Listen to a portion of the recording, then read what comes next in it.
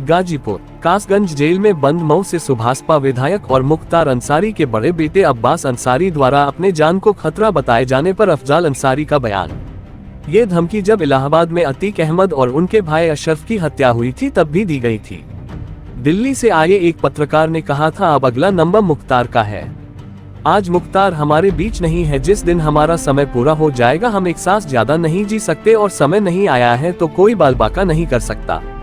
अब्बास का आप नाम चला रहे हैं, जिस दिन उसका समय पूरा होगा उसके पहले कोई ताकत उसका बाल बाका नहीं कर सकती। देखिए, जिससे लोग डरते हैं उसके लिए तमाम तरह के साजिश और षड्यंत्र करते हैं, उस दिशा में प्रयास करते हैं। फर्जी और निराधार मुकदमे के आधार पर निराधार आरोप, जो आरोप समकक्ष न्यायालय ने उस आरोप से मुझे दोष मुक्त कर दिया और उसी आरोप के आधार पर उसी के समकक्ष न्यायालय ने मुझे दोष सिद्ध करके 4 साल की सजा सुना दी। हम लोग संविधान और कानून को मानने वाले लोग हैं। हमने कानून के रास्ते से अपील किया हाई कोर्ट में, माननीय उच्च न्यायालय इलाहाबाद से मेरी जमानत मंजूर हुई। फिर सर्वोच्च न्यायालय गए तो वहां से जो 4 साल की सजा का आदेश था उस आदेश को भी स्थगित कर दिया गया और हमारे अपील के निस्तारण तक वो आदेश स्थगित रहेगा, ऐसा फैसला आ गया। परिणाम स्वरूप मेरी सदस्यता भी बहाल हुई और मुझे चुनाव लड़ने के लिए योग्य भी करार दे दिया माननीय सर्वोच्च न्यायालय ने। अब जो अपील है उसके लिए भी माननीय सर्वोच्च न्यायालय ने डायरेक्शन दिया था 30 जून तक इसका निस्तारण करने के लिए प्रयास किया जाए। माननीय उच्च न्यायालय को उन्होंने इसके लिए आदेश में लिखा है। अब गोदी मीडिया वालों को, विपक्षी दल के लोगों को हो सकता है ये पता हो कि उच्च न्यायालय में फैसला क्या आने वाला है, मुझे नहीं पता। मैं तो कानून के रास्ते से अपील दाखिल कर दिया हूं और कानून के रास्ते से मेरा वकील उस पत्रावली में जो साक्ष्य हैं उसके संबंध में अपनी बात रखेगा। निर्णय करना है हाई कोर्ट के माननीय न्यायाधीश को और निर्णय से पहले निर्णय सुना रहे हैं गोदी मीडिया के लोग।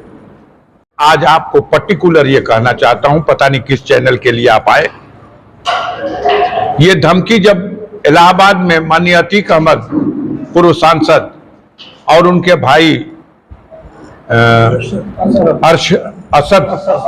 अशरफ साहब की, जो न्यायिक अभिरक्षा में पुलिस कस्टडी में थे, सरेआम गोली मारी गई, उस समय भी कुछ प्रेस के लोग मेरे पास आए थे। कदाचित ये 15 तारीख की घटना है और हमको लगता है महीना यही था।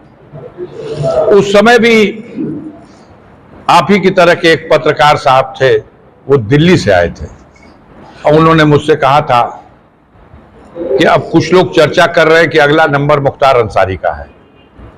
तब भी मैंने कहा था कि आप यह कह के मुझको धमकी दे रहे हैं, या तो आप किसी की योजना में सम्मिलित हैं या किसी को ऐसी घटना करने के लिए प्रेरित कर रहे हैं। तो भागने लगे थे पत्रकार साहब, नहीं नहीं ऐसा नहीं, ऐसा नहीं। आज वही ठीक सवाल आपने किया है, लेकिन आप जैसे लोग जो उनको प्रेरित करते हैं कि अब अब्बास अंसारी का भी नंबर है, या तो उनके घटना, उनके किसी कुकर्म में आप सम्मिलित हैं या उन कुकर्म करने वाली ताकतों को आप ये दिशा दे रहे हैं।